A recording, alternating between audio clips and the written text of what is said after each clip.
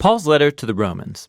Check out the first video where we explored who Paul was, why he wrote this letter, and where we trace the core ideas of chapters 1 through 4. That all humanity is hopelessly trapped in sin and needs to be rescued. That this rescue is not going to happen by people trying to obey the laws of the Torah. Rather, God's righteous character has moved him to rescue the world through Jesus' death and resurrection so that he could create a faith-based multi-ethnic family of Abraham as his people. Now, in the remaining 3 movements of the letter to the Romans, Paul is going to develop these ideas even more. So remember, Paul's exploration of justification by faith, that when people trust Jesus' death and resurrection was for them, they're given a new status, they're right with God, they're placed in a new family, the covenant people of Abraham, and they're given a new future, the hope of a transformed life. Now Paul wants to show how this reality should reshape every part of our existence, because being in this family means being a part of a new humanity that God is creating through Jesus and the Spirit. So Paul goes back to the first human character of the biblical story, Adam. His name means humanity. And Adam, like all humanity after him, has chosen sin and selfishness. And so everyone faces God's judgment because we've become slaves to sin's influence, resulting in death. But then Paul contrasts Adam with Jesus, who he says is the new Adam, a human who lived in faithful obedience to God, shown through his act of sacrificial love. And now Jesus offers his life as a gift to others so that they can be justified before God. And so Jesus stands as the head of a new humanity that is being transformed by this gift, which leads him to chapter 6.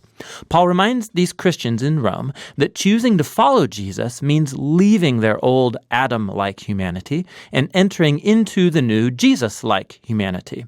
And their baptism was a sacred symbol of that transition. Their old humanity died with Jesus, and their new humanity was raised with him from the dead.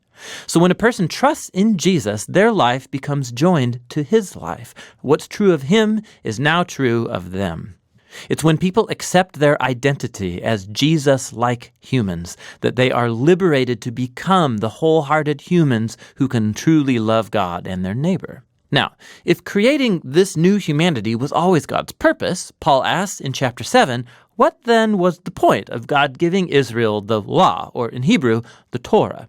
Now, side note, when Paul uses this word law, he sometimes means the storyline and message of the first 5 books of the Bible, but other times he's more specifically referring to the hundreds of commands given through Moses and that are found in the Torah. The second meaning is Paul's focus here. What was the purpose of all those commands? Paul says that the commands of the Torah were good. They showed God's will for how Israel was to live. But if you read the storyline of the Torah, Israel broke all those commands. The more laws Israel received, the more they replayed the sin of Adam and rebelled. So even when God gave his people specific moral rules to obey, that did not fix the problem of the sinful human heart. And so paradoxically, these rules made Israel even more guilty. But Paul says that paradox is the point. God's goal was to make it crystal clear that it's evil that's hijacked the human heart, and that the Torah, good as it is, could not do a thing about it. But Paul says in chapter 8, the solution has arrived in Jesus and the Spirit. And here's how. The commands of the Torah acted like a magnifying glass. It focused the problem of the human condition into one place, the people of Israel. But now Israel's representative, Jesus the Messiah, has paid for and dealt with all of that sin through his death and his resurrection. And now Jesus has released his Spirit into his new family to transform their hearts so that they can truly fulfill the call of all of the Torah's commands to love God and neighbor. And there's more. God's renewal of human beings is the first step of his larger mission to rescue and renew all of creation, making it a place where his love gets the final word. Now you can see how chapters 1 through 8 are one long flow of thought here, but it raises some other questions. If all of this was God's purpose, what is the current status then of Paul's fellow Israelites who don't acknowledge Jesus as the Messiah? How does this story fulfill God's promises to them? Well, Paul begins in chapter 9 with his own anguish over fellow Israelites who don't think Jesus is their Messiah. And it leads him to reflect on Israel in the past from the Old Testament story. And he reminds us that simply being an ethnic Israelite, a physical descendant of Abraham, never made one automatically a faithful member of the covenant family. Paul shows us how God has always selected a subset from Abraham's family to carry on the line of promise. And his point is that now that line of promise is carried on by those who follow Jesus. He reminds us that for a long time, people inside and outside Abraham's family have rejected God's will. He reminds us of the story of Israel and the golden calf and of Pharaoh's rebellion. He shows us how God was able to orchestrate events so that people's rejection of him actually accomplished his redemptive purposes.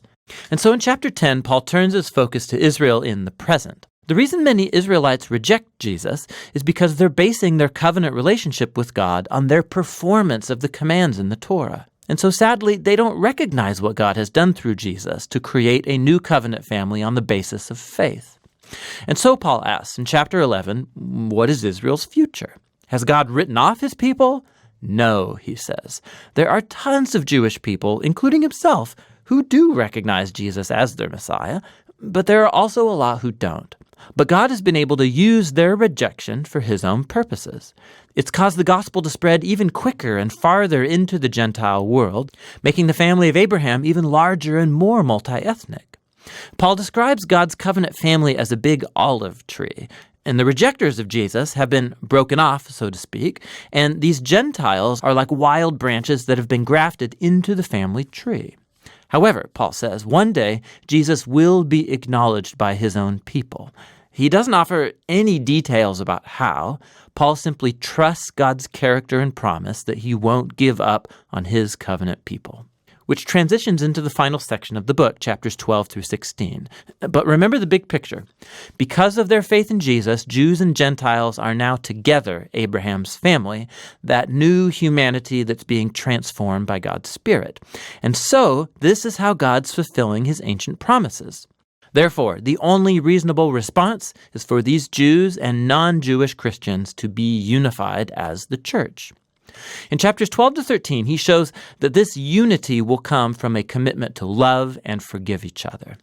Love will look like everybody using their diverse gifts and talents to serve one another in the church.